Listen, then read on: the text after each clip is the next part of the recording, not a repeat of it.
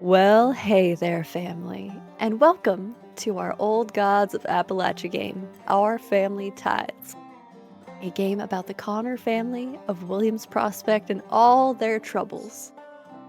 And with that being said, let's meet our lovely Connor family, starting with the youngest, Natty. Hi everyone. I'm Darissa Rape all over the internet. Hi, time zone. I will be playing Nethera Natty Connor, cursed sage who delves into darkness. And we are now delving into that darkness. Millie. Hello, everybody. I'm the Azure Butterfly, or Azure for short, or simply Rachel. You can find me at the Azure Butterfly on all the social medias, including Twitch, where I'm a variety streamer of a sort. I am also the production coordinator here on the Rolling Nomads, and this time zone, I will be playing Mildred Millie Connor, the creative explorer who would rather be reading. See what that reading will get you into? Beverly. Hi, I'm Luna, or Druid by Night. You can find me at Druid by Night on all the social medias, including on Twitch where I stream. I'm a social media manager here at the Rolling Nomads, but for this time zone, I will be playing Ramona / Beverly Connor, the uppity speaker who makes a high, lonesome sound. She does indeed, and once again, a sound all her own now. David. Hello everyone, my name is Gilbert Ramos, aka at Ramos Nomad, everyone on social medias. I am the CEO and founder of Rolling Nomads, but tonight I have the pleasure of playing David Miller, aka Daxton Connor, a shifty speaker who applies himself, who may just apply himself hard enough to be mayor. I've seen it. We'll see what happens if you can get out of this. I mean, your grandma did. Anyway, that brings us to the oldest, Holden. Well, hey there, family. It's me, Avery, at Avery DuBois on all the social media platforms. I style myself as something of an internet personality. I am the partnerships manager right here on the Rolling Nomads, so if you like what you see, send us an email. I'm the person you talk to. And this time zone, I will be playing Holden Connor, a vengeful protector who becomes the beast. See if that beast comes out. And I'm as I was on the social media. I almost didn't introduce myself. I'm great at remembering, as you can tell, because I'm the previous intern over at the Rolling Nomads. I'm great at it, as you can tell. And I will be the game master for this game. Now, Old Gods of Appalachia is based on the Horror Anthology podcast. This is a horror-based game. It's got some darker themes to it, so make sure you're checking in with yourselves, because we've already checked in with all of us. And while we're all having a good time, we want to make sure you are too. And with that, would anyone like to give the recap for that sweet 1 XP? Or shall I? I'm gonna take a stab at it. So family, last we left off, we had a little visit from whomst we thought was perhaps just a friend of Holden's. Maybe just Ramona's husband. Turns out it's a little bit of both and more. Caused a little bit of kerfuffle between the family, but we managed to get some shine in him. Managed to clean him up, get something dark and lingering within him out. Unfortunately, the poor man is still cursed. And a shared vision was had between Natty and Ramona, or Beverly, of times past. Gunshot wound for someone, a familiar tree, and darkness. Ramona was able to pull Natty and herself out, just as Holden slammed his axe into the roots of a tree that was digging around in the graves not too far from our home, and definitely took Nana's body. From there, a little bit of a strange realm switching happened, maybe some time wonky stuff. And we are now in what could quite possibly be our grandmother's former prison. In between. And now as a family, and Buck, we're going to try to figure it out, how to get out of this place. And hopefully we all make it. We all make it in one piece. I'm rooting for you all. I truly am. And as you all stand in the front yard of your grandmother's house, where, while it's dark, it no longer feels so oppressive. You had decided to try and go find Natty's den somewhere in these woods, in this place. It was late. Where you came from seems to be late now. Holden had gone to grab the axe and it chopped at the tree, and as you stand around, looking at the woods as they look back at you, what do you do, my lovely Connor family? Because that's now very apparent that there is something wrong with you all. Well, if we're gonna go out there, shouldn't we get some supplies? More Yeah, than a gun and a stiletto. probably a good idea. Maybe bring a flask of some of that shine with us as well, just to be safe. You never know. Whew.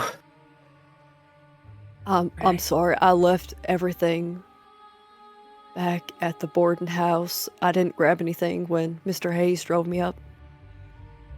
You're fine. I'm sure Granny had some things that we could use. Yeah. Give me a second. And she's going to stick her hands just outside of the what would normally be the sort of like warded border of our home here. She's gonna stick her fingers into the dirt. And essentially I want to roll an understanding magic here. But she's going to do it by trying to root herself into the earth itself. Okay, so Natty, roll that for me, because as you try and reach your fingers out, it's like they curl back in on themselves. You try and go over the property line, and your fingers stab into the earth. And we'll see what you understand. At a 12. Now, do you have understanding magic? Do. I have understanding magic. I'm trained in that. Okay. So with 12, Natty, your fingers dig in, and you see it again.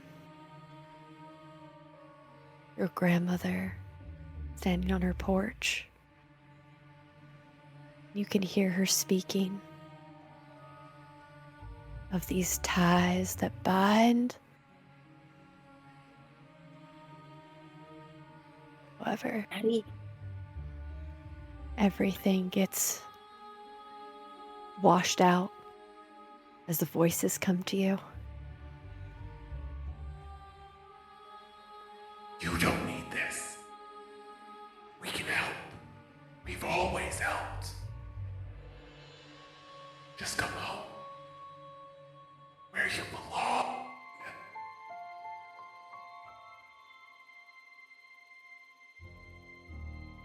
He twitches in response and rips her hands out of the earth like she's been burned. And looks at her family with wild eyes.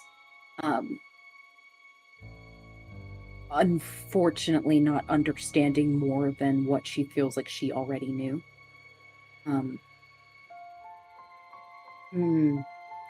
Yeah, and then she'll stand up and start heading back towards the house so that they can grab supplies. There's like a hunch in her posture. thing people do when they're trying to like protect themselves, protect their vital organs and stuff. So her like shoulders are up high and she's curled in as she rushes towards the house. I think seeing this, Millie is going to just follow, worried about Natty, given everything that's kind of been happening. Beverly will give Jesse's hand a squeeze before heading to the house herself to look for things. Do you need me to root around, see what I can find? Maybe check out the woodshed, see if maybe there's another axe. I'm sure Holden can. If there's anything, Holden will know. All right. Okay. I'll He be kind back. of wanders off that way. Yeah. Oh. Yeah. David. I'm gonna march upstairs and retrieve a specific item as I feel it will be pertinent. Just feels right to have, given everything that's been revealed thus far. You do so with ease. Now Holden, as Beverly talks about needing to prepare, and your cousins disperse. You did hear Jesse say he's going to go root around the woodshed and try and find another axe. What do you do, Holden? He'll pack his pipe and then just slide it into the leather case just so that he doesn't have to pack it when he needs it. Slip it into his jacket and head to the woodshed. See your woodshed with its crooked roof. And Buck wandering around the outside. You fixing to rob me, or are you just walking around the place like it? Seeing if maybe there was another axe. Like I said, I didn't grab anything, so What's figured it'd that? be. What do you got locked up in there? Wouldn't you like to know? Lead the way.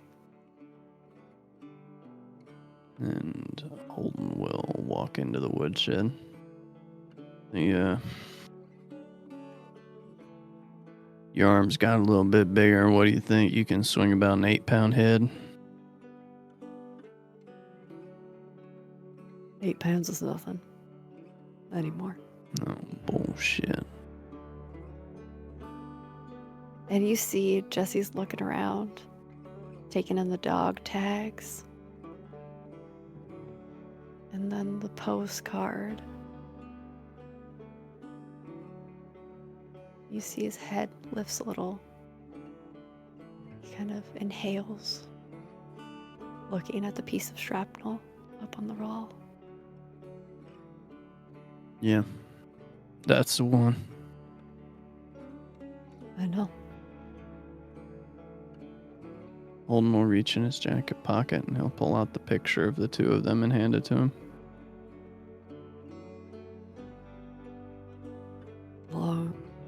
Long time ago, I didn't. I Kept never it? gave it up. When I got captured, those 13 tags around the door, I didn't want to kill him. They took that photo from me, so it had to happen. If we both killed a lot of people we didn't want to kill. Oh, See his fingers are kind of brushing over it. He seems lost in thought. this thing about war, you don't really have an option. Buck. No, you didn't. And, they tell you all this shit about the enemy. They make you hate them. Not as much as you hate yourself, though. That's the part nobody likes to talk about. they grind you up till your bones are dust, and then Put it back together and try and make it something useful again. And then if it's not useful, well, yeah.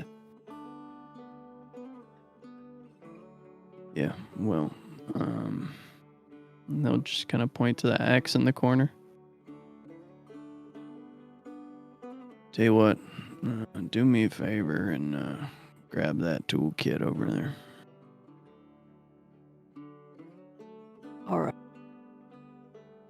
And Holden will step up onto the cast iron stove that has been cold for over a day now. Look kind of down back over his shoulder. Hand me the claw hammer. Oh, what are you doing, Wolf? And he does. He also hasn't let go of the photo. Gotta fix this roof if you're gonna have someplace to stay here. It is off. I was gonna mention it. I was gonna offer to fix it, actually. Been off for 30 years, but it suited me just fine. Can't have your antlers getting caught in it. Gonna have to put some more rooms on this thing. I'd like that. I was thinking maybe be awful expensive, but I read about this thing, and I even saw one when I was in France. It's called a sunroom. Put glass around it and glass in the ceiling. There's a place that I was down in Tennessee. They had one, bunch of plants in it. Yeah, I just remember how much you like to read out in the sunspot. Haven't got to do a whole lot of that. I mean, when I'm visiting with Beverly. Yeah. Guess I'll have a whole lot of time to read now. If we live. So, If we live. You're gonna live. She's gonna live. your marriage, is that, what's that like? I mean, I love Beverly, I do. It's just not, well, you know, like that. Afraid I'm gonna need you to just say it, Buck. We are married in a way that there's not an option for her to have to worry about them trying to sell her off. And I don't have to worry about the company trying to do anything with me. Promised I'd keep her safe, and I fucked that up. Pardon me. There's nothing you could have done about it. Pardon the pun, it's, we're all fruit from a rotten tree. I never thought you were. Was? No. I am. But I'm fine with that. I lived my life. Made my choices. Spent time with people who mattered to me. Who still matter to me. I think I would like it if that's how we spent the rest of our time. Once again, if we make it out of this. Well, oh son, that's a conversation you ought to be fixing to have with your wife now, ain't it? It is true. I Don't imagine. Step on her toes. She's got delicate feet. Be careful. I still don't know what her deal is. I just know that I put a skin on the line for it, whatever it was. She's super smart. She's funny. But only when no one's paying attention. I hate being on her bad side, though. I've watched her rip into people. I know Far a worse killer than when I I ever see. been. I know a killer when I see one. Jesse Coulter. Beverly ain't a killer. Oh yes, She's she a is. survivor. There's a difference. No. Not at the end of the day. Survivors and killers hold each other's hands and walk into the sunset. Maybe that's what we did. Still think it's a little crooked. It looks Well, better now. I might have to keep working on it. But, you have that conversation with Beverly and then... I mean, she knows. You know her name's Ramona, right? I mean, the circumstances in which we were married, she just filled out the paperwork and I signed. It was rather expedient. I knew her dad best of probably any of my cousins. He would have liked you, Buck. I know that don't mean much because your old man was kind of a piece of shit, but I mean, they're all dead now, Holden. Barlow went. They're all dead. if only the dead stayed dead. Yeah. I should go check on Beverly.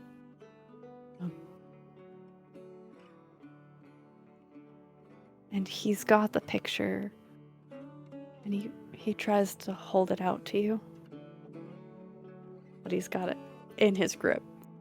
He doesn't want to let it go. Holden's massive, scarred, calloused hands will wrap gently around the backs of Jesse's hands. Just kind of fold them together. I carried that for long enough. It's your turn.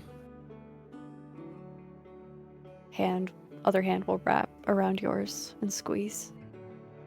Thank you. And I think in a moment of supreme weakness, Holden will lean out and kiss him. You kiss this person that you had wanted to spend your life with, who you had thought dead and gone. He kisses you back. Just the two of you.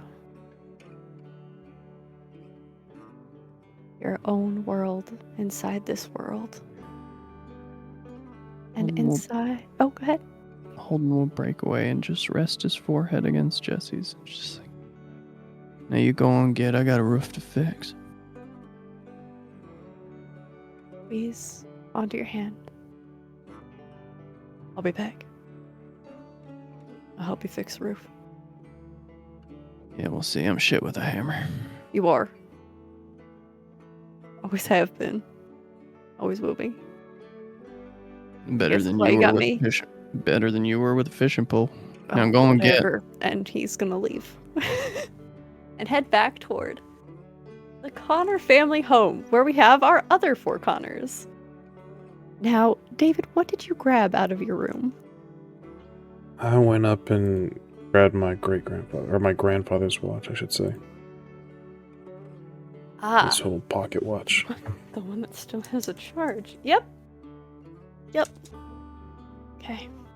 Is there anything else you grab? As you do see, once again, a tiny little bowl of taffy candy sitting next to your nightstand. Yeah, why not? I'll grab one of those as well. and Beverly. Yes. As you're going through your grandmother's house, that bracelet. feels warm against your skin. Start messing with it and look down. Just kind of look at it a little bit. Seems as though it fits much better than it did when you first put it on. But you still see it, the curves and grooves of this hemlock bracelet. Very familiar to the roots that you recently saw in your family graveyard. I'm sure you're special in some way. I guess we'll figure it out together. And then she'll head into her bedroom. Okay. As you root around your bedroom, the ciphers that I sent you, do you want them? Yes, so there Or- is the Witch Ball and the Midsummer Bundle, and then I have the bracelet, so I imagine I have to pick one of the other two. The artifacts are a little different. Oh, okay. Got it. That was my misunderstanding. So yeah, I'll grab this ball that's hanging. There's a reason they're a little different, and well, it's fine. I'm sure it's fine. I'm sure it's fine. Can't take away your own blood. It'd be weird. Well,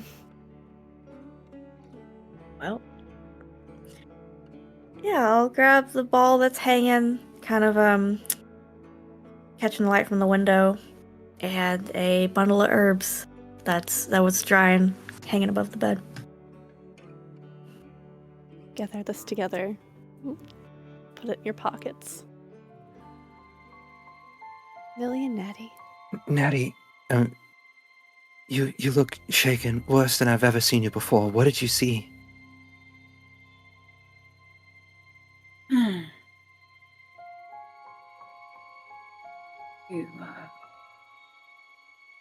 You remember when you brought me here and he sent you all away? Yeah. It was only a night, but it was a long night. It wasn't only a night, Millie. Different here. Time moves different here.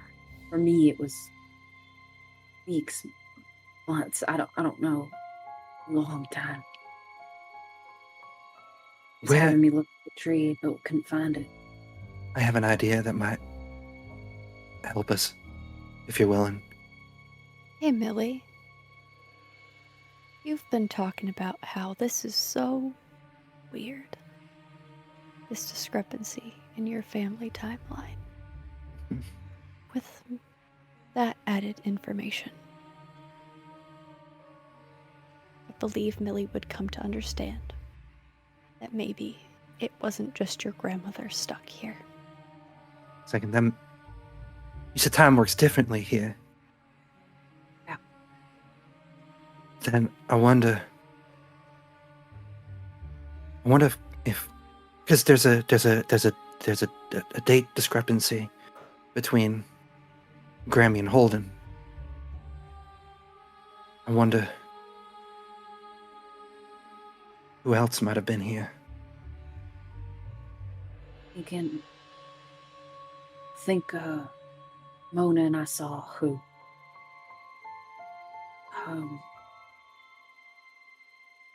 In that time that I was knocked out, you saw vision, something. 3 people. There was Granny. She looked real young. And I think what was our grandfather, and then another person shot him. Granny shot whoever that was. I think they were all stuck here. So Granny didn't shoot Grandpa William. No. No, she loved that man. He loved her. But who's that other then? I don't really know. I'm gonna pull out my journal really quick, and Okay. I'm gonna make a note of this happening.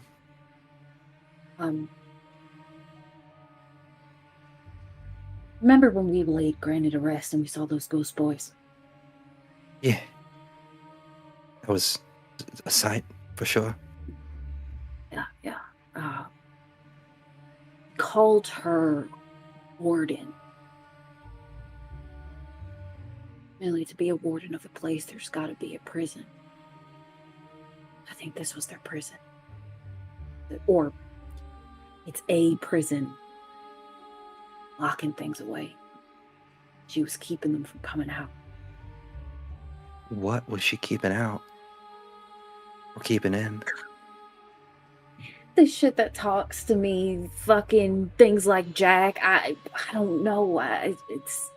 Then we need to get you out of here. Because I think you being closer here sounds more dangerous than anything.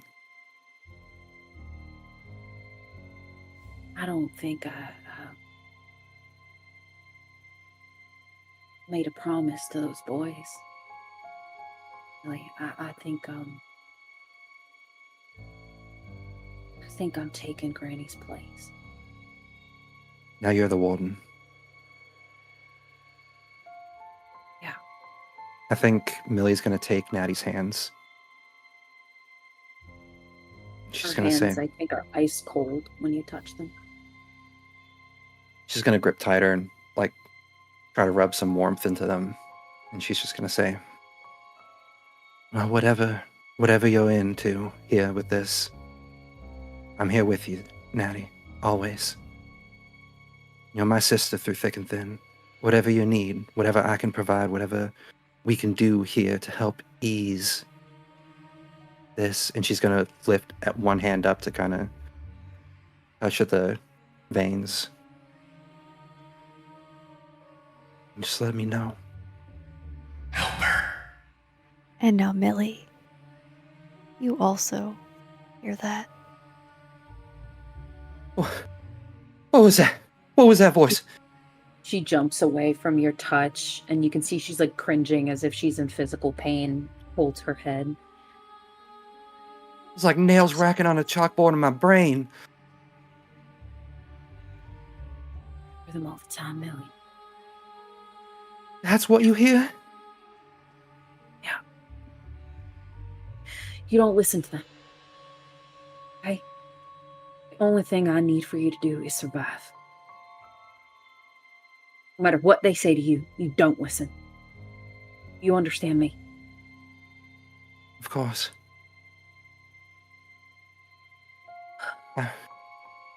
You could be so much more. Am I still hearing that? You no longer are touching, Natty. Okay. Natty sort of tucks her hands into her body and is like hunched over for a moment. And there's this like roll of her neck that she does. And when she does that, you see the veins start to creep up from her chest onto her neck. She's gritting her teeth like she's fighting an internal battle. I think there's a little bit of like a cold sweat that breaks out on her skin. Before she rights herself again, she says, I just gotta get you all out. I'll get you all out and it'll be okay. Natty, we're in this together. Who are we getting out? As Jesse kind of comes through the door, he's got a pep in his step and a large axe. She like jumps. She's like, ooh. Yeah, She's- I think Millie does too. Hi. Oh, Hi, Jesse. You look, you got a little more zest to you.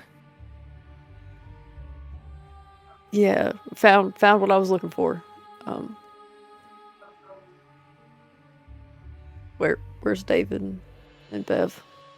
I think they went to their, rooms. I'm here, Jesse. I call from the room. You need anything? I found an axe. There's also just a shotgun laying out on the porch. If you want to grab It's that. fine. I remember. Before he goes to Beverly, Mhm. Natty grabs him by the wrist. And I think there is this telepathic moment. Them understanding the darkness of what each other is. And a silent agreement that no matter what happens, they will get the others out. As you look at Jesse and he looks at where you're gripping his wrist, and he looks at you, he just nods. And then she'll let go. She'll give a small smile. And she'll say, I'm glad you're here. Holden could do with some light. I think this place could use a whole hell of a lot more light, if you don't mind me saying. Not wrong. Didn't mean to darken your doorstep none. Couldn't darken what was already dark. Do we need to get to a tree, Natty? Would that help things? Oh, I don't know. I have an idea of how we might be able to find it. Well, let me go get Bev then. This up the stairs. Is it okay if I come upstairs or? You're fine. Okay. And he kind of looks up and then makes his way. It's nice. Yeah, I always kept things pretty tidy up in here. Jesse, I wanted to apologize to you. I actually was coming to apologize to you, so, but if you want to go first, that's... I should have been more transparent about where I came from and everything. I'm not good at apologies, so excuse me if I stumble a little bit. Oh. But it's not fair for me to have expected you to just kind of take things as they come without any forewarning.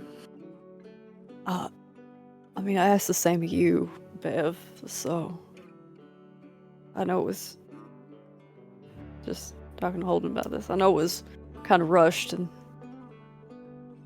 I agreed I was going to take care of you and we'd help each other out. Of course. I didn't tell you everything I was up to. Now it's put you and your kin in a precarious spot. I'm real sorry about that. What's done is done, and we just gotta get through it. And I think we can. Gotta stick together. She looks like she's trying to keep up the confidence, keep up the sturdiness. Yeah, Jesse's looking at his shoes and kind of scuffing at the floor as he... I mean, we've been through a lot together. It's been a while. Not a duel. I care about you quite a bit. Not in that way, but Jesse Coulter, I know what you're about. It's okay. Good. I just need you to know that I do genuinely care about you, and I'm sorry that this is a situation we find ourselves in. But we'll get through it together. We will. And I just hope that once all this is said and done and things are back to a relative normalcy, maybe you and Holden can spend more time together. Was the second part of the conversation, and I wanted to bring, because I know we had talked about making sure that none of what we did, what you did on, because it was, you know, it's not going to be weird for you, right? Me being around, Because I know we don't. I would prefer to have you around, actually.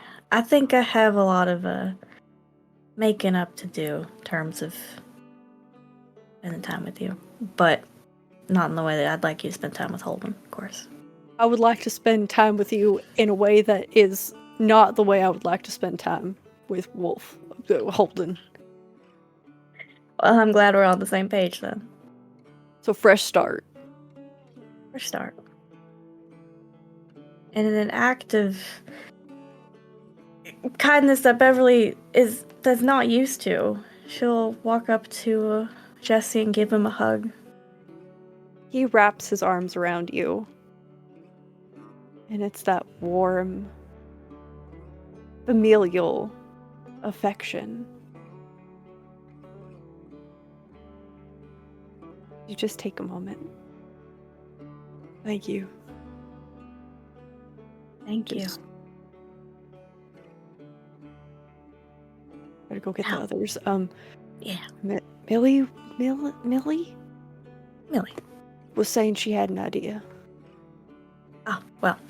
Should probably go down and hear it out then. David, you done in there? Yeah, I'm just kind of waiting on y'all. Alright, let's go. He's been breathing real heavy. Is he okay? You've been breathing real heavy. You okay? The hell does that mean? I don't know. Just asking if you're okay. Goddamn. I'm fine. My health is good. Alright, Stressful sure it is. situations, people tend to breathe heavier, especially when they're running. So I just worry about panic, which makes no sense for a hollow man, but I don't know what's going on with him. I don't know nothing about no Hollow Man, but coughed up some black goo that was very disgusting. So I'd hope to see he's okay. Oh yeah, much like you did. Not pleasant. I think he's okay though. Finally got out. You need help with anything, Mr. Miller? As Jesse kind of walks out of the room and tries to find David's room. I'll walk over to Ramona's room and just kind of stand in the doorway and say, "You know, where you shouting down the damn hall? You could always just come over and speak with me." I just wanted to announce my presence before entering. You're awful jumpy, aren't you? Sometimes. You know, Mr. Coulter, you're a little more than I expected. You are nothing like I expected, and I mean that in a complimentary way. As did I. Well, I'm ready if y'all are. Let's go.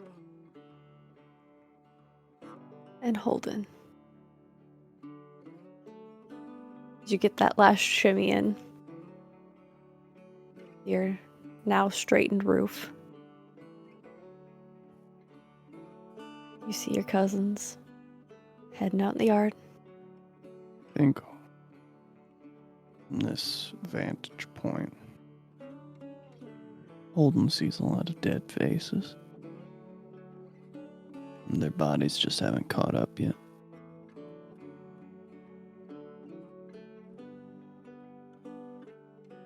I'll hop down. He'll grab the rifle from the place above the stove.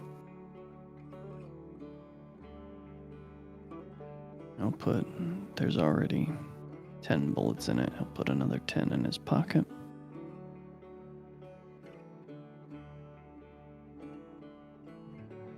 And he'll open the nightstand and he'll grab the gun oil the nanny used to make for him. The last jar he'll probably ever have. Is that it? And he'll put the small little, probably 1/8 quart jar in his pocket. Grab a rag, wrap around it.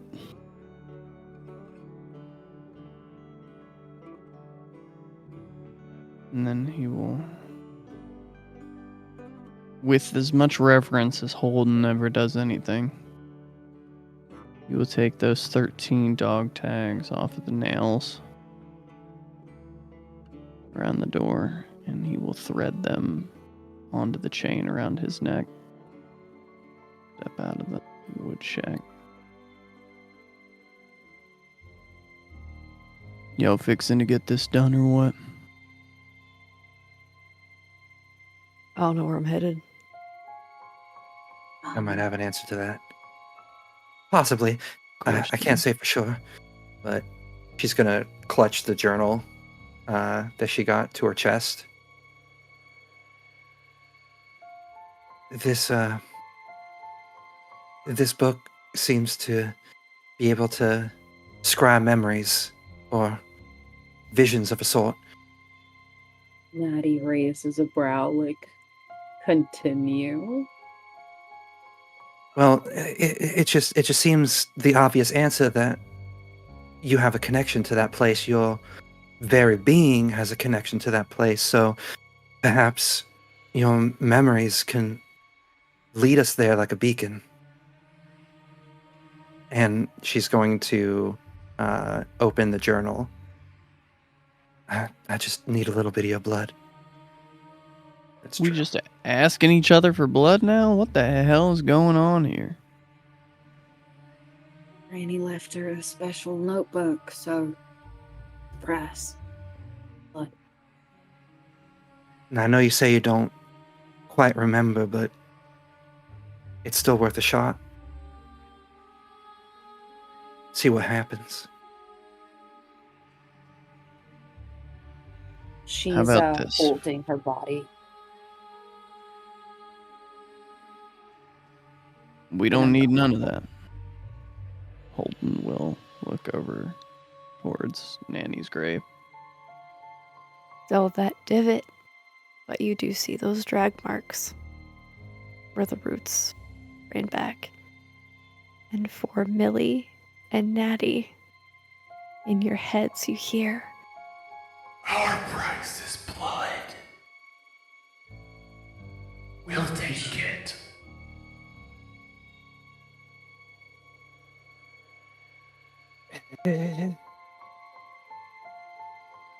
How do you know that? Your will. Nobody fucking bleed. I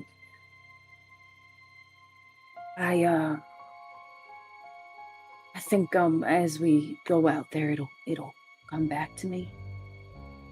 If that doesn't work, then I'll bleed on your book. So we're just I'm plumb tired of waiting. Let's get. So we're just going in dark. Grab that pistol no. like I told you. I have Yeah. a You don't have flashlight. to. Look, And I was here before with Granny. She was trying to get me to remember where the tree was. But Nanny was very focused and steadfast. She didn't stray. Likely because what's in here. So it is probably best that we come up with some kind of plan and don't just run out there. that's part of why I wanted to use the journal to see if there was anything that it might unlock. Anything that it might help us shine a light on.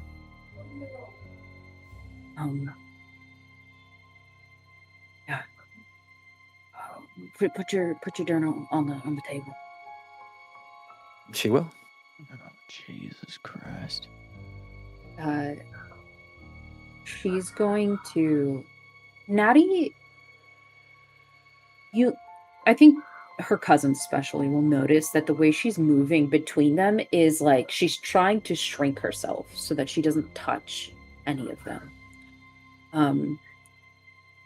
And when she goes towards the book, she makes sure that how she cuts herself is that none of it gets on anything or anyone. Millie, what did you roll? Let me know if you get a 1 or a 2. 16.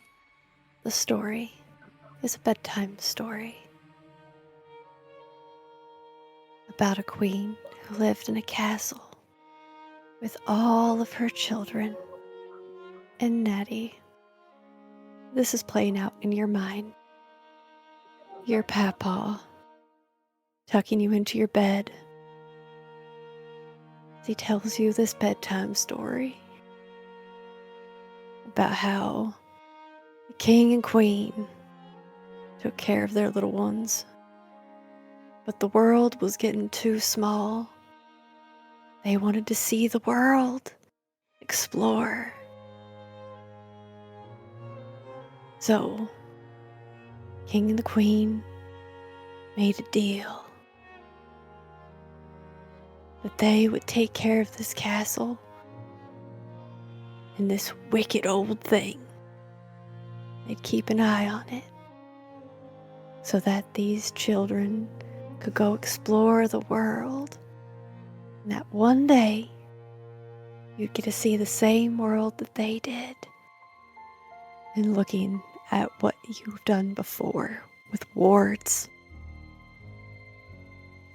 When you keep something in,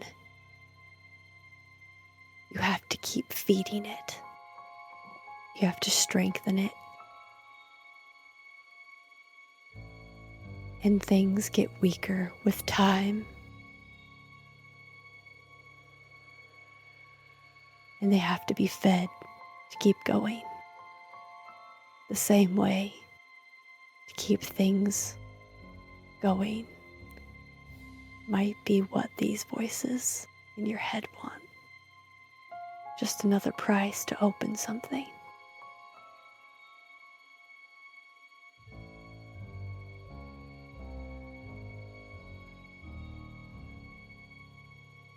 As this plays out in my head,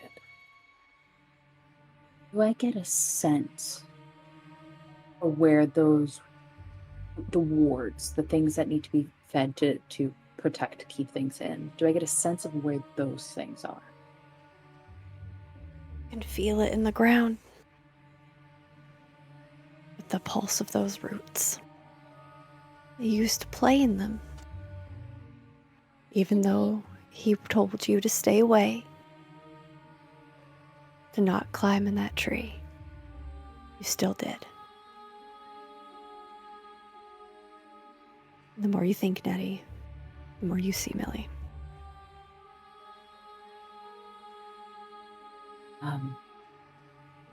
And with your understanding, this whole place is one giant, very hungry word.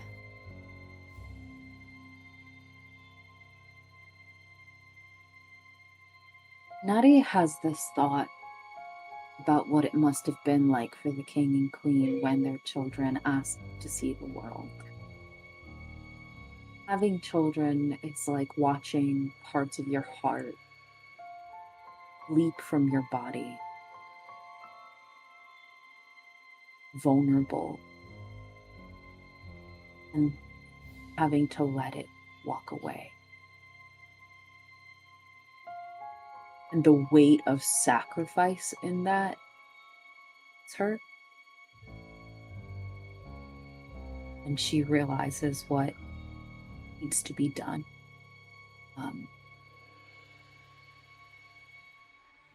Now, for my understanding, ST, tree itself serves as a part of this ward or as the door that would let the other things in? So that is part of what's feeding this.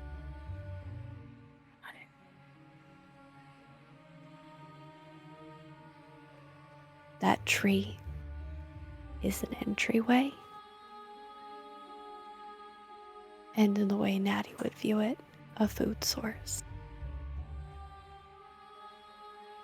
And I think with that, Natty, when you were young, they wanted you to gain that power through that blood, I think Natty would start to realize as it was a sacrifice.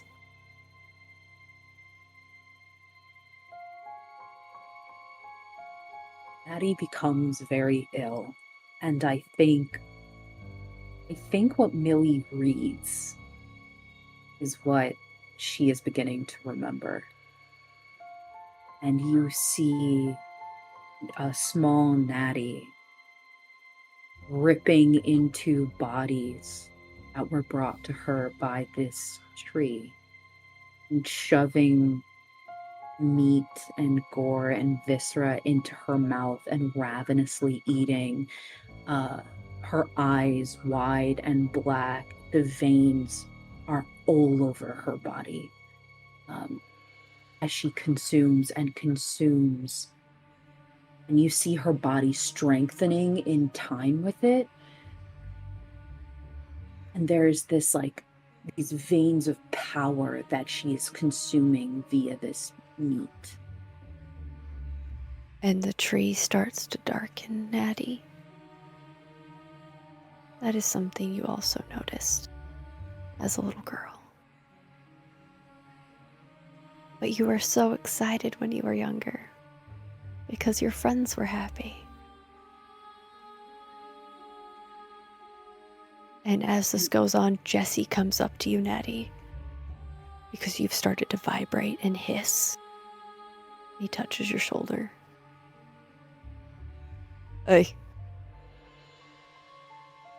Without realizing it, she snaps around and her jaws open and close, almost just getting his hand. But then there's the abrupt, her forcing herself to stop. She shakes her head and she says, I'm sorry. Don't try to touch me. I'm sorry. You bite me, I'll be fine. It's okay. I've had worse.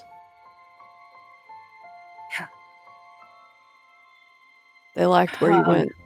I don't like that.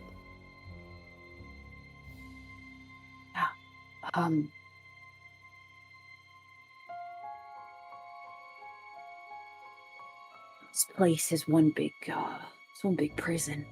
It's a ward, but over time it's weakened and needs to be fed to get strong again.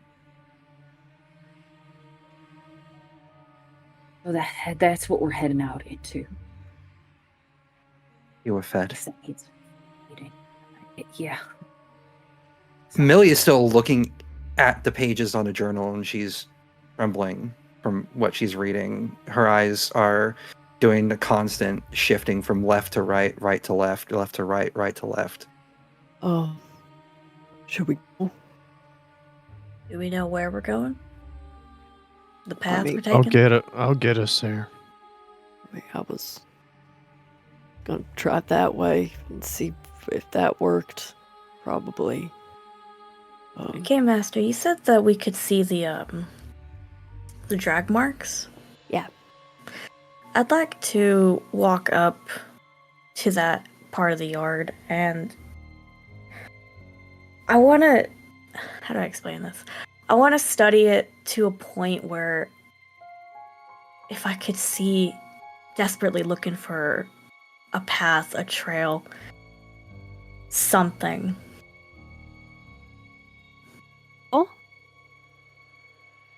And you're going the exploring route, or are you trying to get into a tree grew all the way out here and left? It's a little more, looking a little more esoteric than just exploring, I think. All right, give me a roll. But unbeknownst to Beverly, I am trained in using it. So I was wondering more if I could form a path, find a path somehow, if that makes sense. Yeah. Okay, let's see. Natural 20. Give me a fucking second. Okay. Wow. Game Master said, "Give me a fucking second." Amazing. Anyway, what's David doing? And what's Holden doing? as Jesse's like, this is my family now. David's Welcome to the family, son. looking at all the dithering about and says, "Well, we're gonna just stand here and debate and do esoteric nonsense, I'm gonna go piss." And he's actually gonna go back and grab the pistol that Holden told him to grab, but he forgot to grab. But real slick and sneaky like. That. So you're heading back towards the house, as you're all you kind of all went to like the edge of the property before you go into the woods proper. So Yeah. David, as you head back and you pop your head in real quick and grab the gun, that's when you see something along the edge of the other side of the property, dancing on the woods.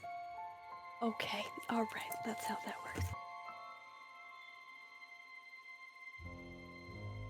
Beverly, Yes.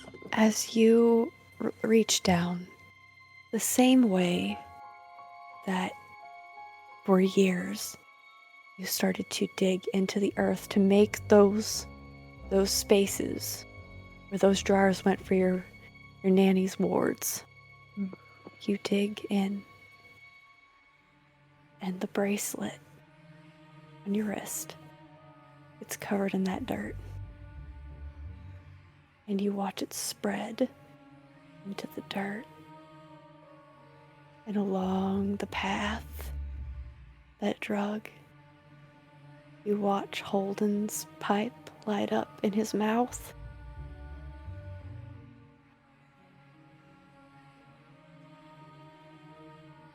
And you know exactly where you're supposed to go.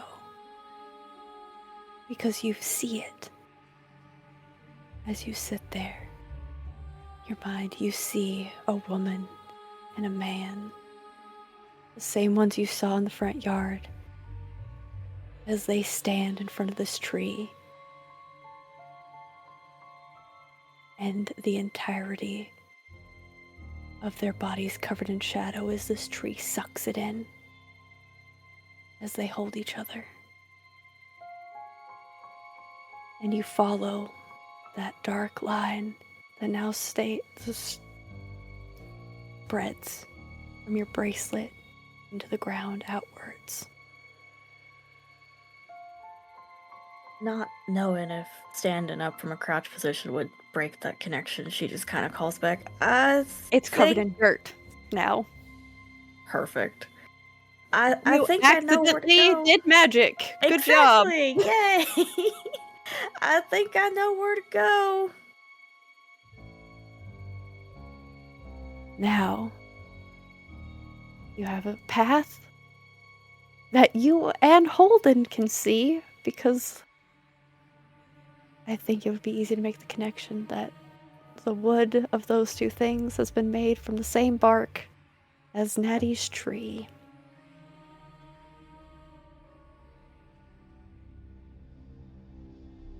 And as you leave the house, David, and those things start to move, you hear a rattle and a screech as they start to come closer. You see branches moving. It's on the other side of the property from where you were originally headed with your cousins.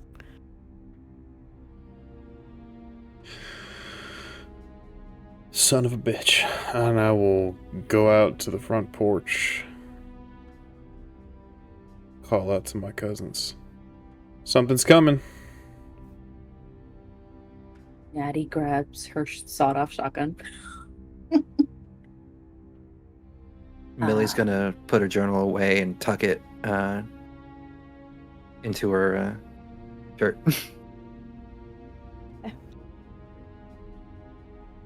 Mona will stand and try to see what's coming, but also fiddling with the wax ball in her pocket. You do all this. Holden, is there anything you're doing? Wondering why we ain't left yet. And as you all stand, Out of the edge of the clearing, you see these shapes.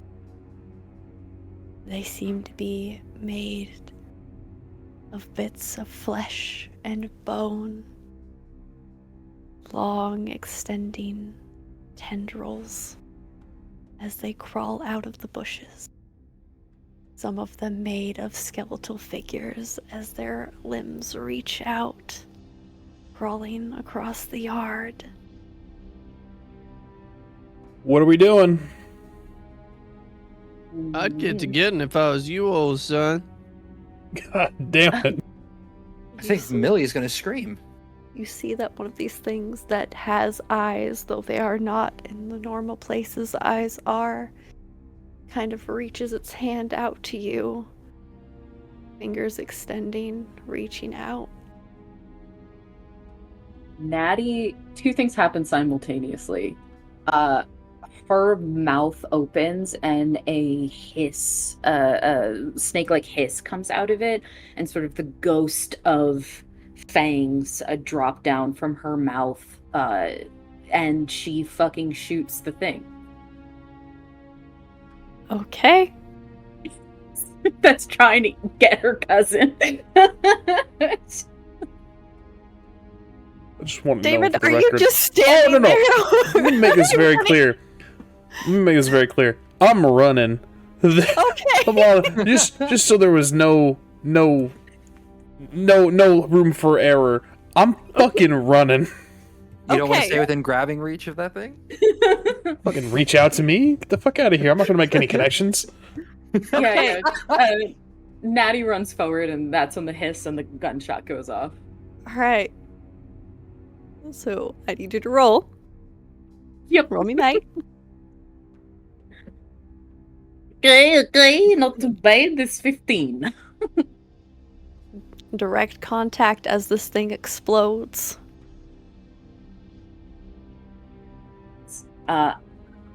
Think just as for flavor, the More of little glint. them come out of the bushes. Oh, I hate These it. bones and flesh. What the hell is that? Does it fucking matter? Run. Like, Jesse's grabbing you, Beverly, and is just... Holden has And- knelt down and is holding the rifle out. Essentially, I am holding an action to use my my waylay ability. So once everybody's out of the way. Yeah, essentially, yes. Essentially, it works like weight action, but I negate any benefit the target would have from cover, surprise, range, illumination, or visibility. Furthermore, I inflict an additional level of harm with the attack. Or with Natty's permission, of course. I would like to have Millie see this coming, and after Natty lets out the shot, grab Natty and start trying to run.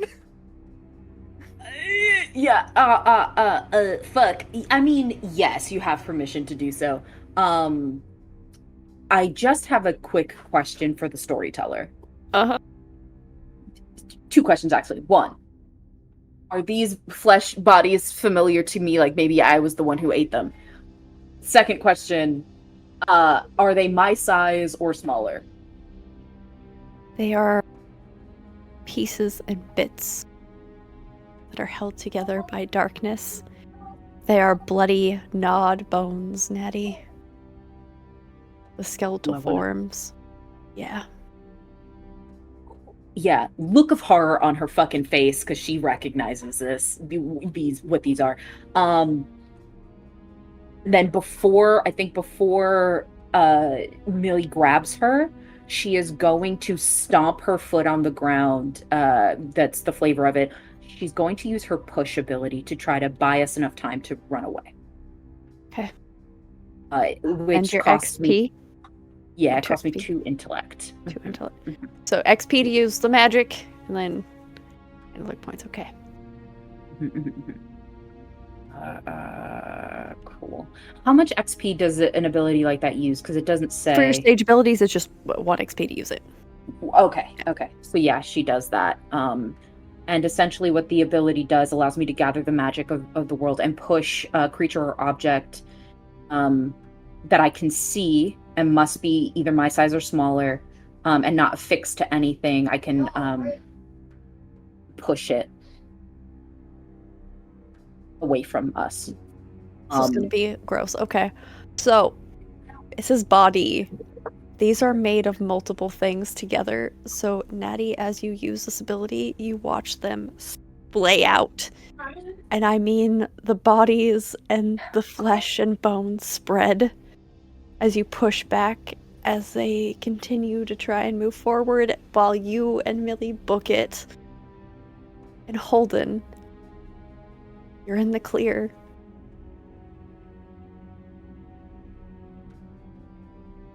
I mean, if there ain't nothing close enough to warrant wasting a bullet, I'm gonna need them where we're going.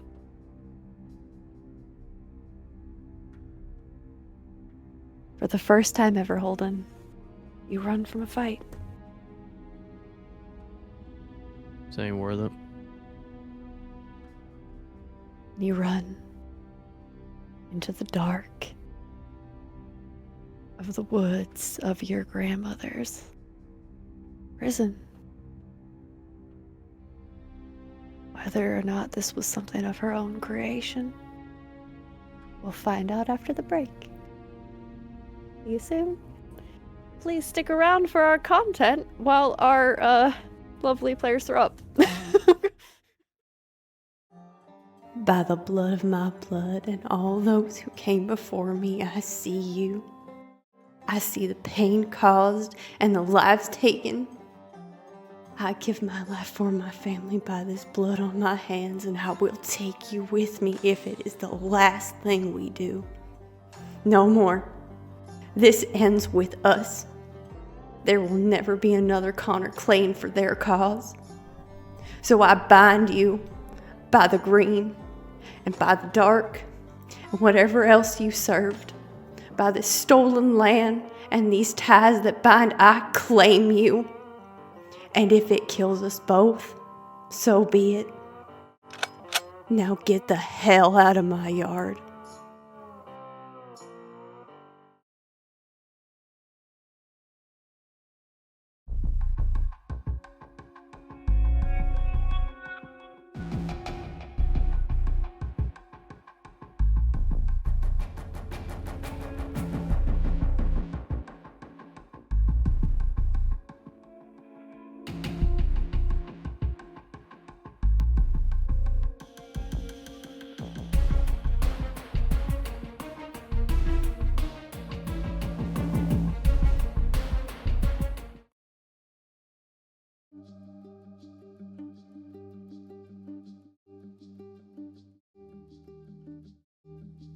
What shall we conclude then? Do we have any advantage? Not at all. For we have already made the charge that Jews and Gentiles alike are all under the power of sin. Romans chapter 3, verse 9. Listen now, my brothers and sisters, we are all cloaked by the power of sin, and let us revel in this, his word. There is no depravity to which you may fall. The glory of him cannot reach you. This, our city of Charleston, is no different. We see the lauded sins of the adulterer and sorcerer alike. Amen. Amen. The sins of the politicians who would style themselves as Pharisees. Amen. Amen. The cruel and the wicked are lions which lay down with you, my lambs. Can I get out? Amen. Amen. Follow me now as I tell you the forgiveness for our sins lays only in that holy blood in which we have been washed, my brothers and sisters. We are washed in the holy blood of the covenant. Praise him, Lord. Let us show our trust in the Lord with this handling of the serpents and in the speaking of tongues. Amen, my brothers.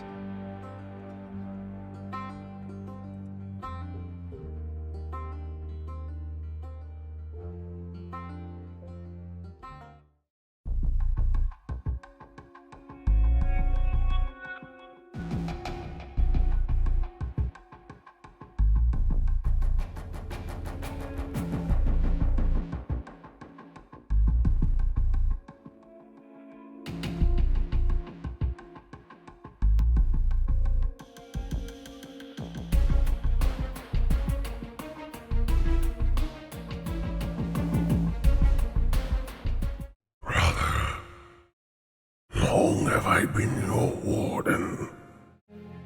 Did you think I would not notice your machinations?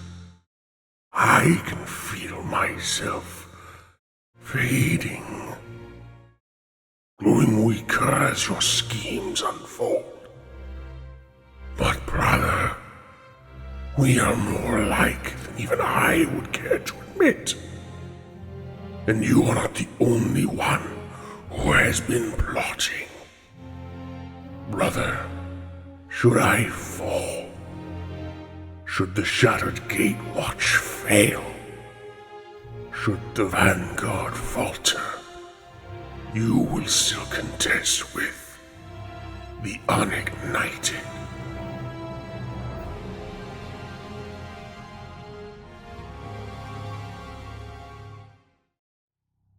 Well, hey there, family, and welcome back to our Family Tithes. As we see the Connor family making a mad dash through the woods. Branches and the leaves tearing at their clothes as they run. Sound of things in the woods. It's as though this place is alive and watching. Beverly, you run, following the trail from your bracelet, around the bends, through the creek, around the mountains. You run and run until you reach the mouth of a cave, and it follows all the way in. Now, as you get to this entrance, do you go in? I think she'd skid to a stop and turn around and see if everyone's still behind her.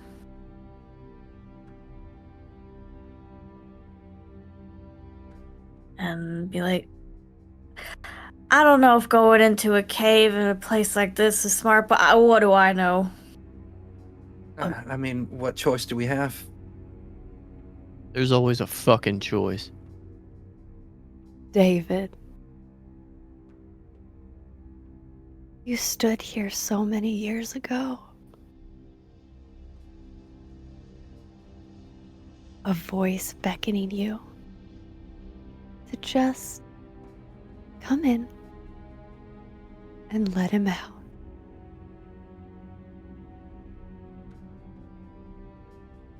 We can't go in there.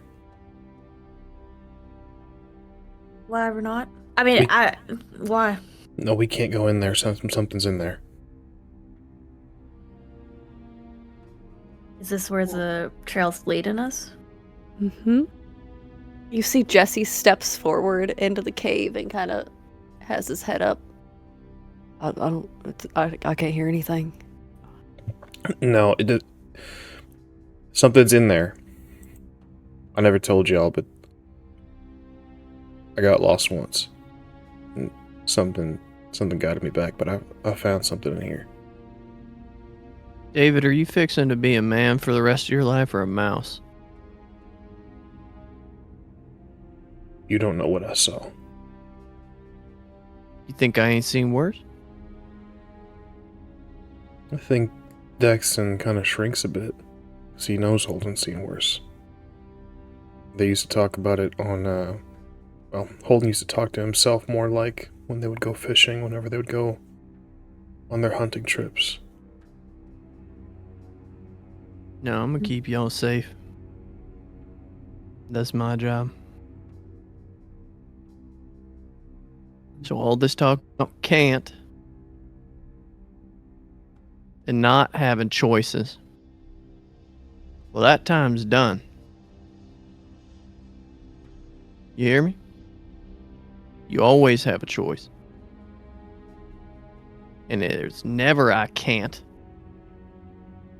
If I should or shouldn't. Yes, sir. Now, whatever decision y'all make, I'ma drag you back from the brink of fucking hell because I've done it 100 times.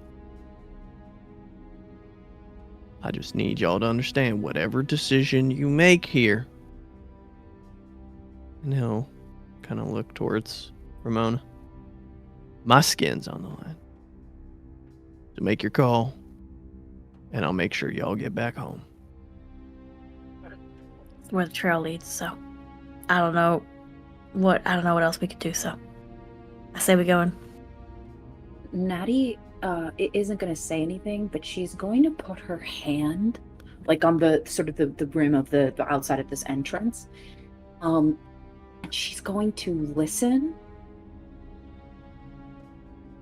Ooh, she's going to regret it. But she's going to listen, almost like cracking the door open on these voices to try to see if she can sense what's inside. Natty, as you do that, you can hear the whispers of the... They've almost got it. So close, so close, so close. Too fast, too fast, too fast. One got away.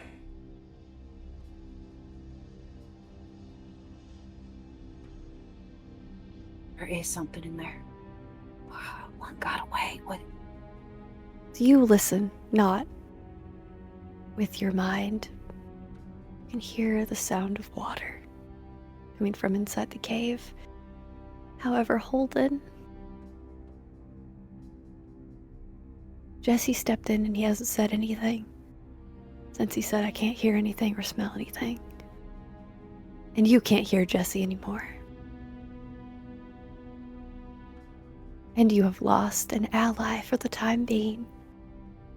I'm gonna need you to take 1 XP and give it to someone else.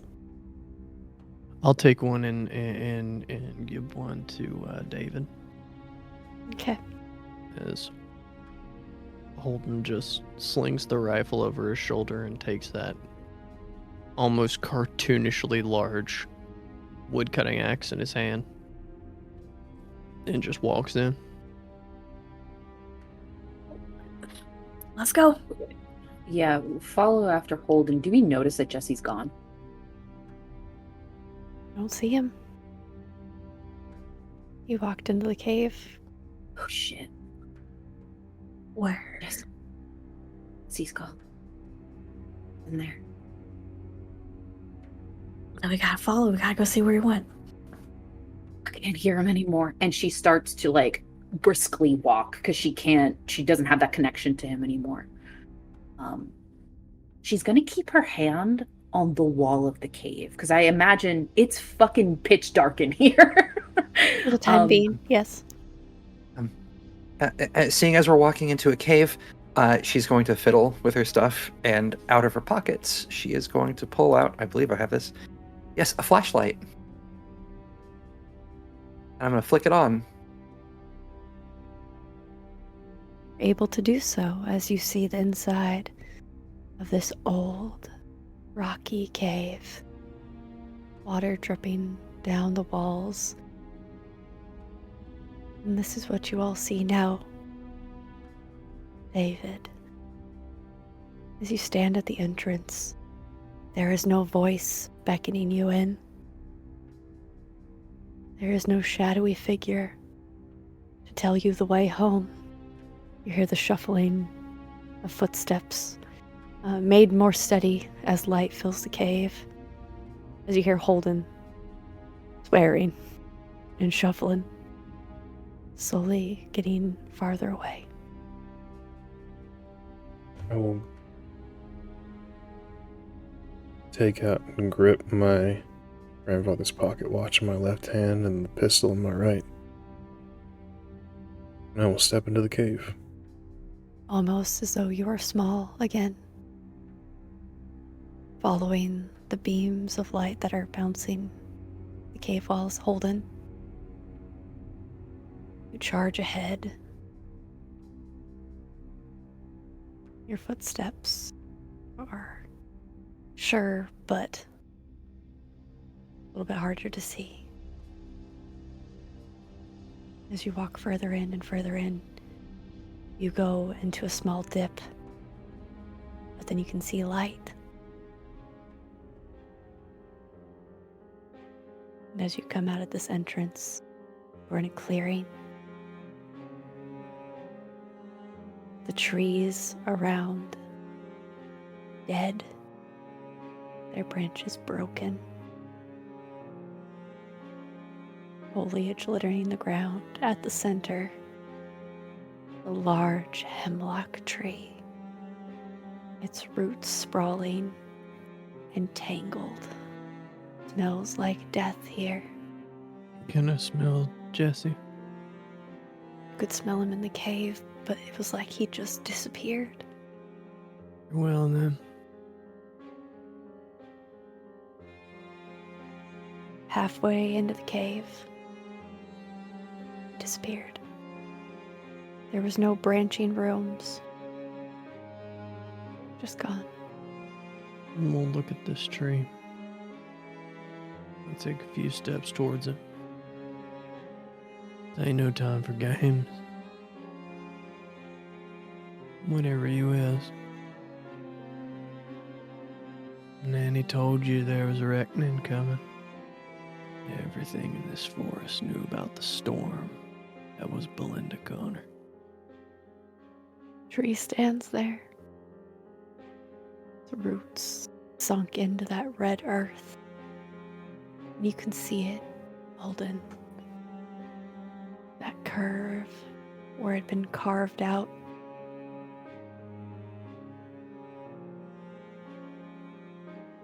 Natty's den. There's Natty. bones littering the ground.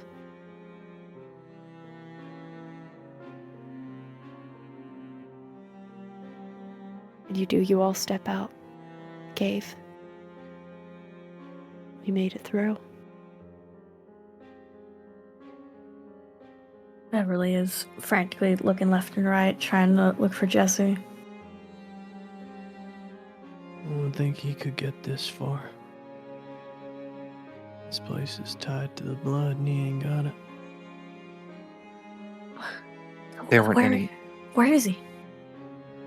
Were there any other footprints other than ours in the ground? It's all solid rock. All solid rock. We'll find him. Yeah. Now we ain't will. the time for worrying about it. All right. Do what you came here to do. Do you even know what you came here to do? Any of you? Keeping my family safe. I don't Natty really know. stumbles forward a little bit, seeing her den. She gets pretty close to the tree. There's like it's not just a look of recognition, it's like her whole body is remembering it. Her her eyes kind of casting over the bones and knowing the things that she did here. There's like a curling in on herself and like a shrinking almost. She's gonna reach out and touch the tree. I'm gonna need you to roll intellect defense.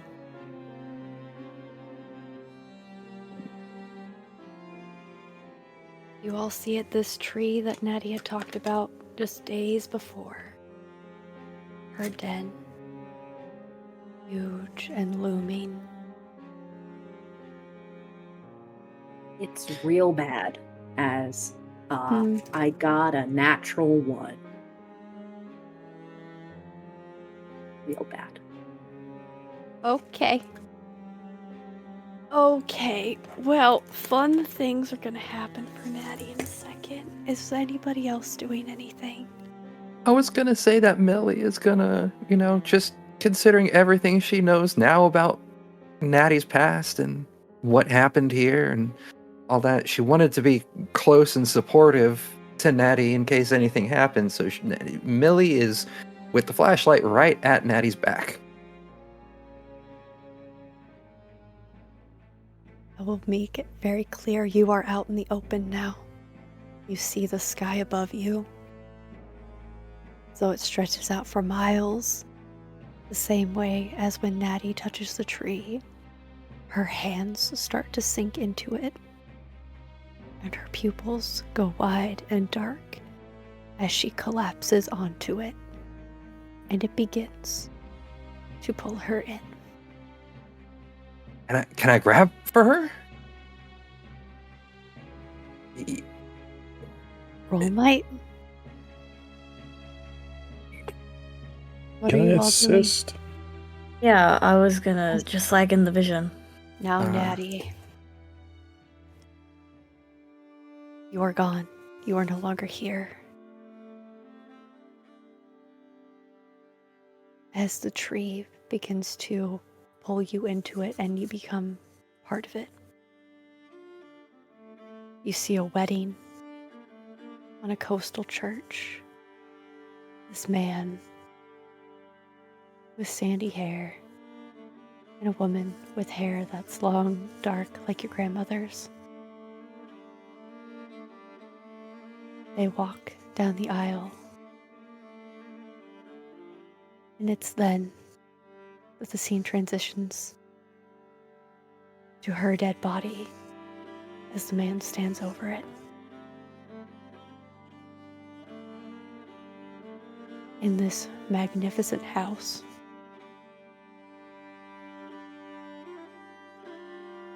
and then it changes again.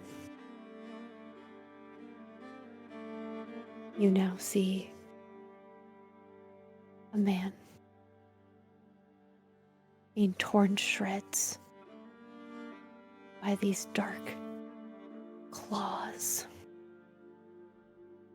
A room filled with shadow as that same man stands watching.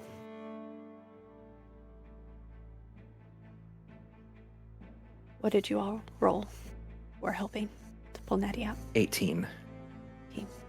4. You rolled a 4? I did. Okay. Fucking 7. 7. Millie, you begin to pull. Holden, what are you doing? Too many cooks in the kitchen right now. I think there's a deep realization in Holden watching this that he can't protect them for much longer. And if they can't do this on their own, what the fuck can they do? So he's gonna make sure nothing interrupts. As you're standing back watching, you see these dark shadows start to flow from the tree, digging into the earth, surrounding the entire clearing. You also watch it start to get lighter. Millie, you pull, and Natty, in your mind, it happens again. These dark claws and shadow, tearing, ripping, shredding, body after body your body. And the last one you see is the man who was sitting in your grandmother's front yawn. That vision, as it jumps into his body and begins to start shredding this man. As you can see from the front porch, your grandmother. And then the shot goes off. And it fractures into a million pieces inside this man's body. And you feel it as you break free from the tree. But you are still unconscious. What do you all do? As Natty is unconscious. She obviously, I imagine, looks hurt. Her blood and flesh caught in the bark. I would like to use my Midsummer bundle on Natty's injuries. Would you please detail that for me? A bouquet of feverfew and lemon balm picked with the left hand, usually tied with a bright yellow ribbon. Love that description. Pass the bundle over someone while reciting a prayer of healing. It restores points to the pool that you choose equal to the cipher level, which is 1d6 plus 4. If any of their injuries were caused by a witch, it restores all their pools to full. Is it just one target? Doesn't say. Pass. Oh, it says over someone. So I would imagine so. You laid Natty on the ground, right? Yeah. Roll for me. Roll the d. Okay, roll d6. Where's my d6s? Okay, Internally. so that's gonna be 9. 5 plus 4. I was rolling the d6, not the 20, right? Okay, cool. I'll restore that to your pool, Natty, while Yes. I look at my notes. I think she just pulls out this bundle of herbs from her pocket and begins reciting a prayer that she heard Nanny use way back when. It just kind of comes to her. She hadn't thought about in years. Yeah. Your grandmother's words. She talked the green and the light of life and new beginnings. As you pass this over, as the tree starts to reach out once again, breathes. You watch as it shifts its branches. What do you all do? Is she gonna be okay? She'll be fine. She'll be fine. This is what Nanny used to do. We would scrape her knees and break her bones. Can I roll understanding magic just to see what the hell's going on exactly? Absolutely. And Natty, as that pouch is passed over you, your eyes flash open. Holden is just gonna step over Millie and Ramona, and I guess by extension Natty, and just kind of shoving them back away from the tree as he lifts this axe up, getting ready for the branches. And I will do what I can to keep this tree from touching any of us. Okay. Roll me, mate. When I wake, am I myself? You were never not yourself. We'll see with understanding magic. David figures out what's going on. He's 17. Natty said this tree was a curse. Holden's always said none of the Connors live past 40. Grandmother always said she had changed that. You all were gonna live.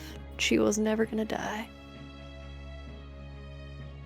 As these branches reach for you and you watch as Natty collapses mumbling under her breath about tearing and blood and death. This tree contains the curse of the Connor family. Only way to deal with the curse is to break it or to meet the requirements. Seems what it wants is your guys' lives, blood, and pain. You'd have to figure out the cause in order to break it. Or you could feed it.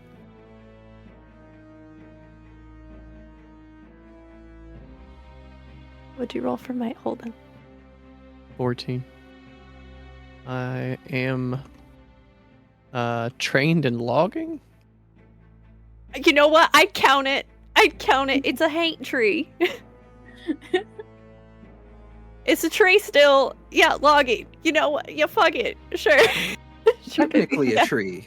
It's a tree. She's got something in it. Technically, the best kind of fucking correct.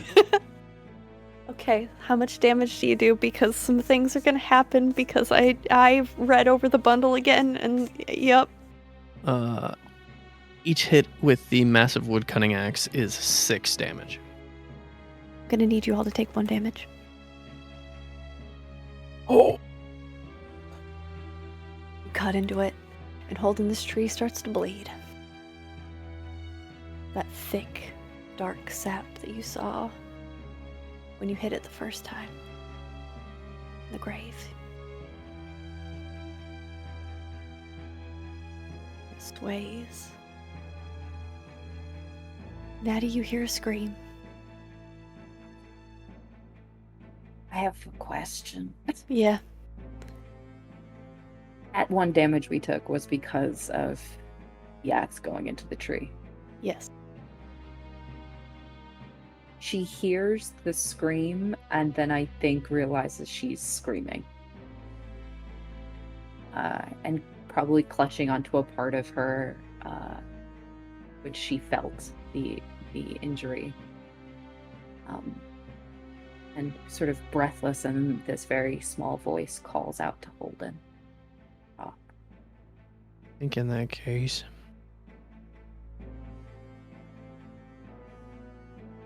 Holden will pull the bayonet from his belt.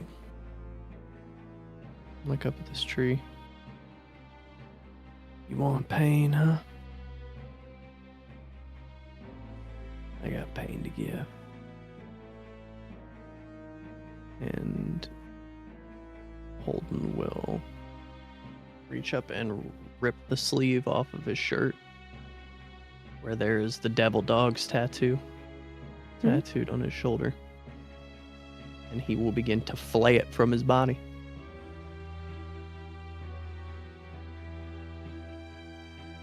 Pain once again. With your own skin. Holds this piece of himself. This memento to suffering and death and the carnage of war. He will lay it at the roots of the tree. Now you go on back to sleep, you son of a bitch. I'm going to need you to all roll intellect defense. But Holden, you watch as your flesh and blood, that symbol of pain and death.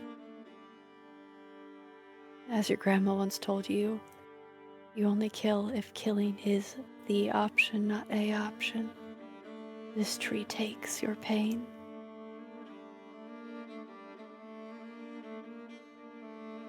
What did you all roll? natural 1. Millie, you pass out.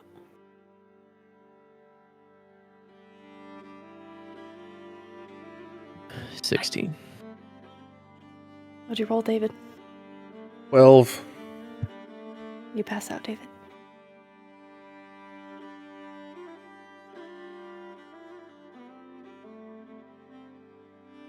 Natty? 17. One more time. Beverly, what'd you roll?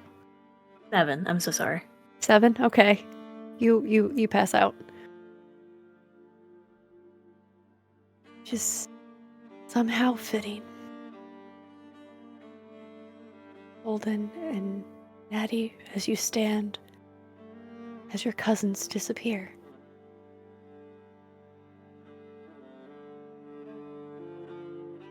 Then where'd they go? Beats the hell out of me. Fuck. Go home, Nether. I'm not leaving you here. I wasn't asking. And I'm telling you, I'm not leaving you here.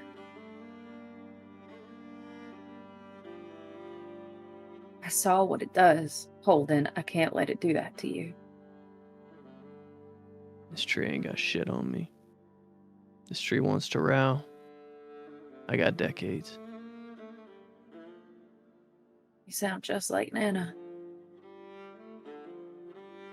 Yeah, well, I got to spend more time with her than anybody else.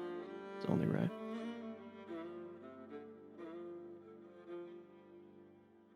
You know, I saw a picture of William once. Looks like you. Yeah. And it's almost as if you see his face in the bark. Go home. As you look at this tree, Holden tells you to go home, Nettie. And the voices in your head say, We would make the same deal with you as was made before, as we would make again. Holden, you can hear it too. I'll get back. This thing can't keep me here.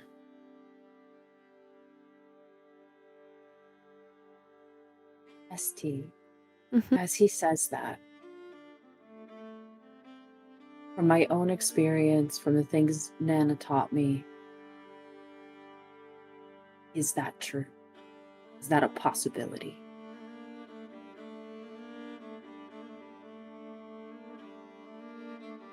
If Holden were to tie himself to this place, it could. Right now, it can't keep him here.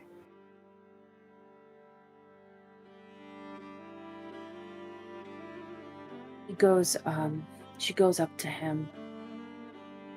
She says, You have to go back home, Holden. Have to. You just got Jesse back. Gotta make up for that time. Don't you worry about taking Tilly Mae on that walk, huh?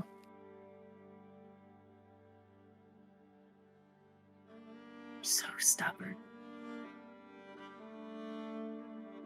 Well, stubborn gets shit done. Or just leaves you angry. Bitter, Holden. And anger gets shit done.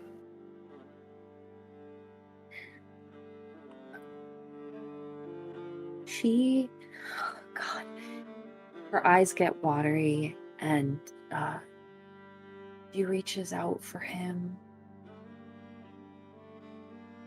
She never got to have her big brother. And so she puts her forehead to his forehead.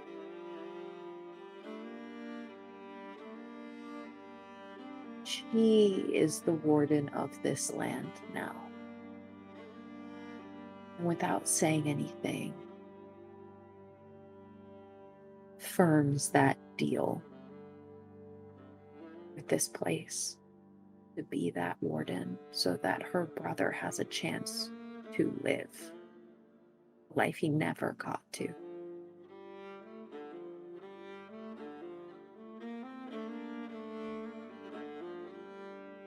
You feel something, Natty, that you have never felt before.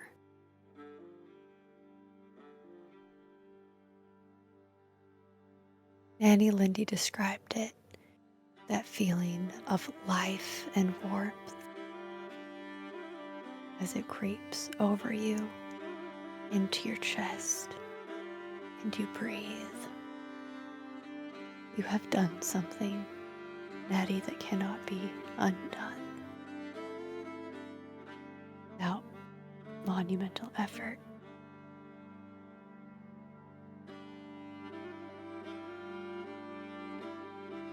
As you press your forehead to your brother's,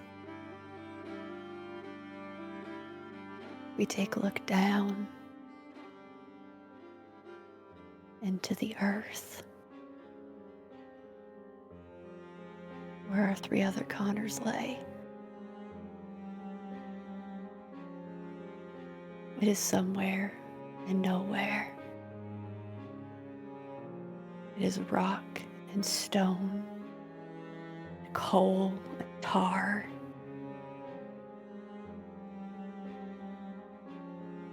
And as you lay there, you hear the screams of the dead and the dying. But it's all in your head. Millie, you landed wrong. Your leg is definitely broken.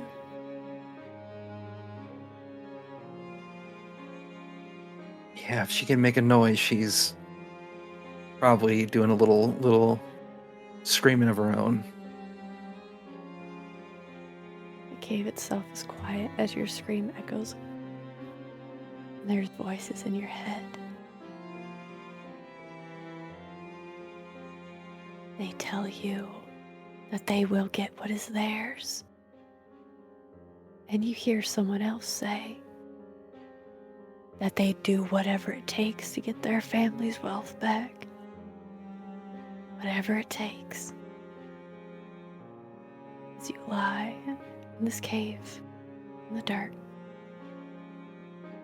the sun beaming out from the cave entrance, as you can hear Jesse screaming all of your names somewhere off in the distance. They're in the dirt. They are currently in the dirt. They are somewhere in a cave. Somewhere. They got kicked out. See. You all got kicked out, but 2 you were stubborn as hell. Wonder where you got that from. Yeah. Knowing what she did, Addie says nothing. Smiles at Holden. And you're still there, the both of you. She says to Holden, "You're right. I'm sorry, you're right. And stubborn does get shit done. Now let's go find our cousins and get the fuck out of here." She kind of shoves him away from the tree towards the sort of the entrance in which we walked in here, with intent to dig out their cousins from wherever they are. If anything, she's going to feel around, sort of magically looking for them, see where they are. I think Holden will look to the hollow in the tree. The roots took Nanny. I ain't leaving they without did. her. Didn't take her, Holden. Herbs that I put in with her body. Got rid of the body. You don't have her. Just because there's no body don't mean I don't have her. You ought to know that. Looking for her soul. More. That fox. I saw it. You know where After the funeral. foxes like to hide? Tree roots. We're going in, Holden, then we're taking everyone. Go together. Not I'll going wait. in alone. She does not trust that he will wait. Holden, are you just gonna go into the roots? Or are you just standing? No, wait. Okay. All right. He is going to use her see the unseen ability here to try to find their bodies in the dirt, because technically they're hidden. Technically, they're not on this plane of existence. Oh! They got kicked out. Oh! I understand. Okay. You're not here. Amazing. Do you turn on? Do you turn it on anyway? Trying to find them? This is important. I already said that I did, so yeah. When you look at this tree, Nettie, it is surrounded in darkness, and at its heart is something green. Funnily enough, Holden mentioned trying to find the body and the roots. There's one there. It's just a little too big to be your grandmother. Not here, Holden. Yes.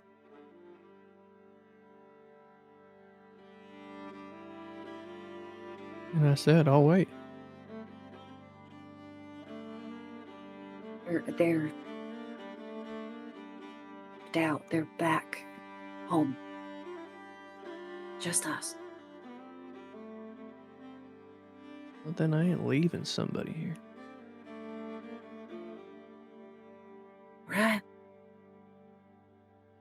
And then she will brush the dirt off her dress, pull out her dagger, the handle of the shotgun her brother gave her.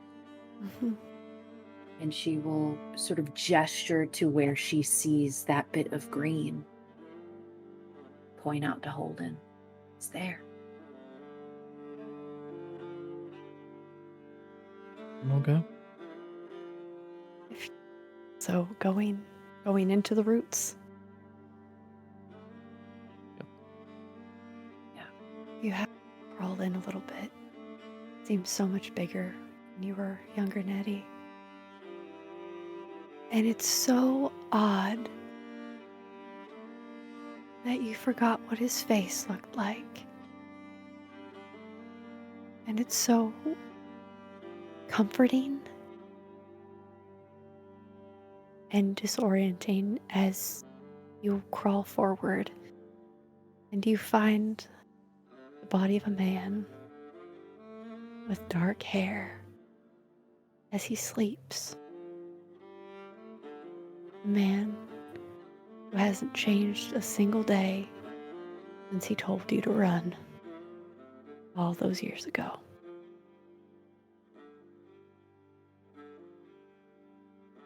Holden, there's exactly one picture of your grandfather, and he looks exactly the same as the body that lays in front of you.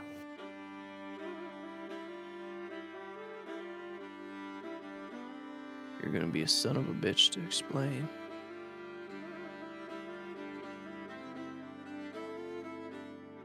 We're gonna wake him up.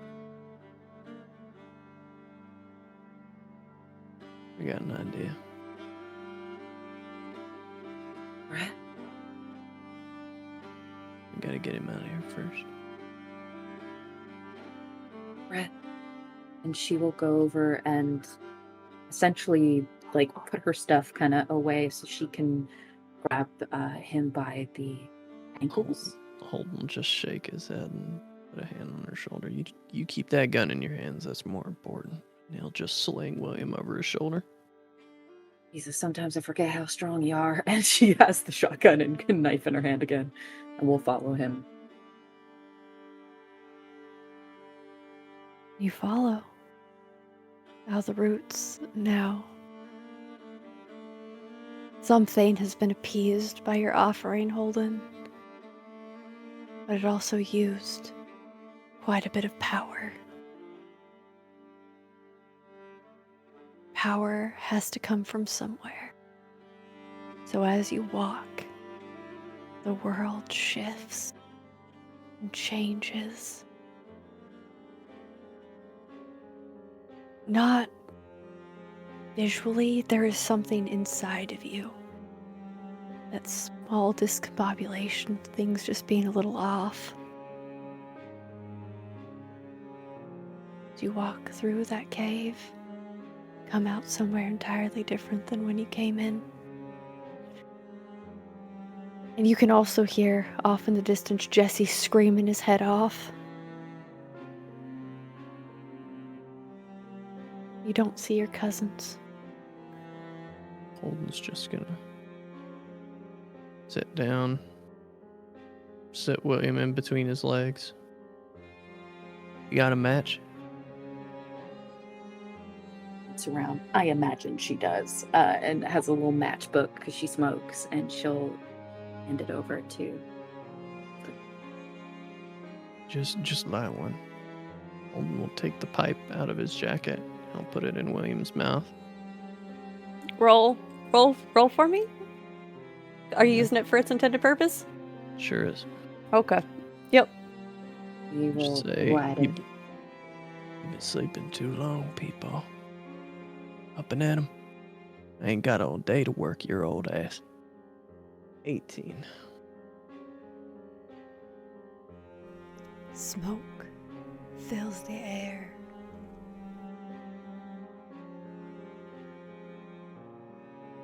And then it's gone.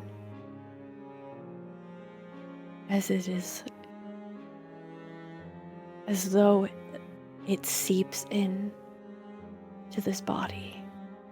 The process repeats with each breath till the eyes open.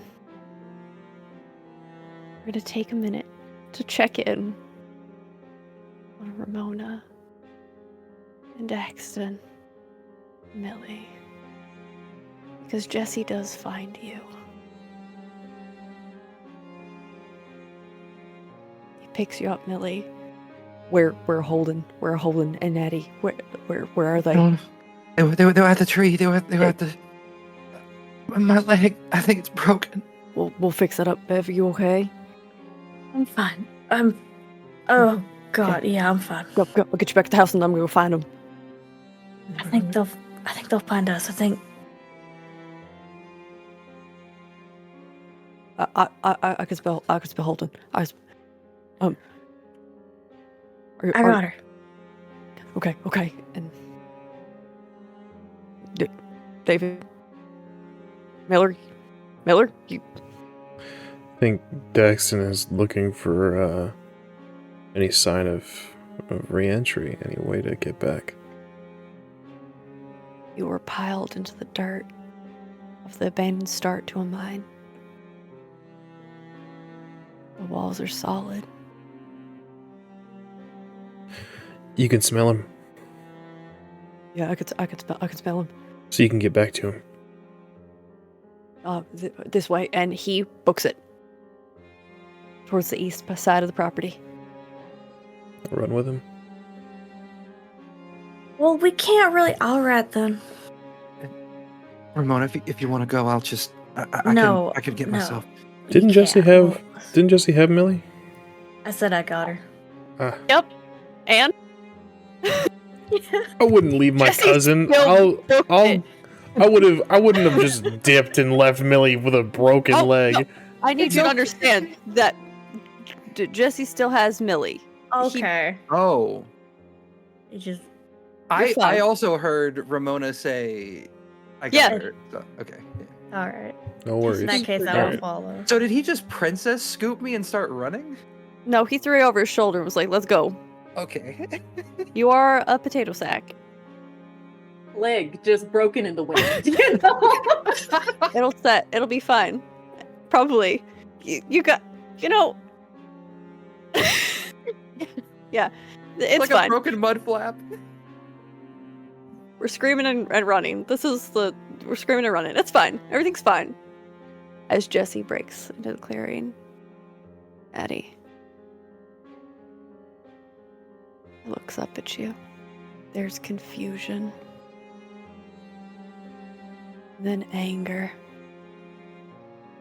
And then sadness. Baby girl, what did you do? I did what needed to be done. You ain't earned the right to speak to her that way. Holden, don't be upset with it. Kept me safe while he could. Get up, old man. We got a walk to take. I gotta get you out of here. Shut the fuck up. Got you out. Oh, What year do you think it is, William?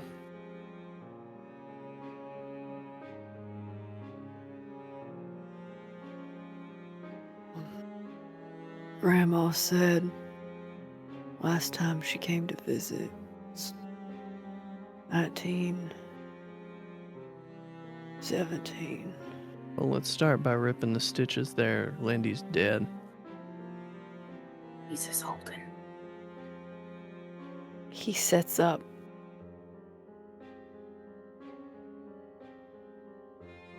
What, there ain't no use holding back. He's gotta get to know where he's at.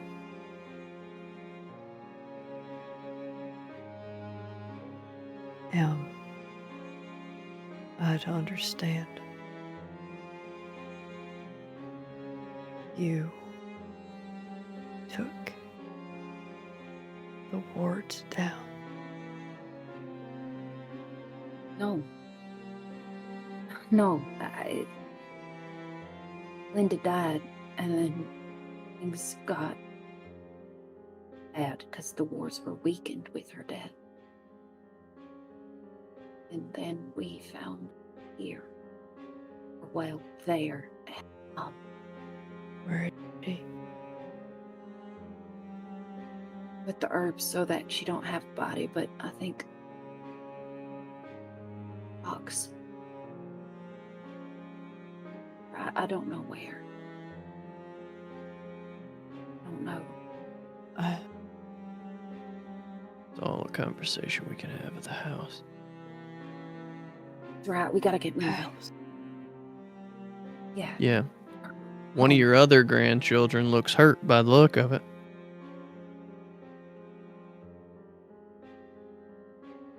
And as William Connor looks up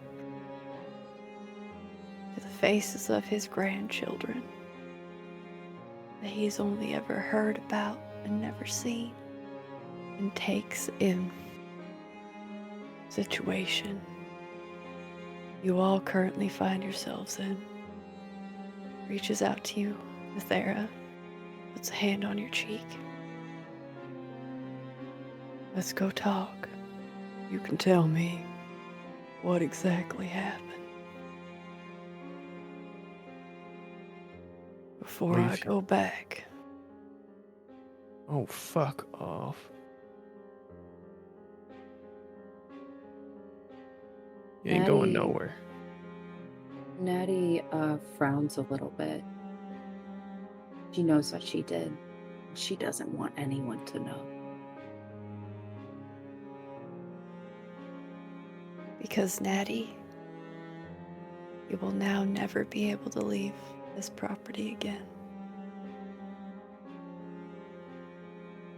You have taken on the price of someone who came before you, not knowing the cost.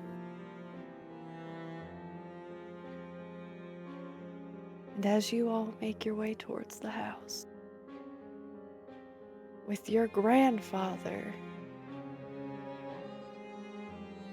speak of the things that have happened and the things about to happen, we will end the session of our Family Tithes. Thank you all for joining us, and we will see you all next time.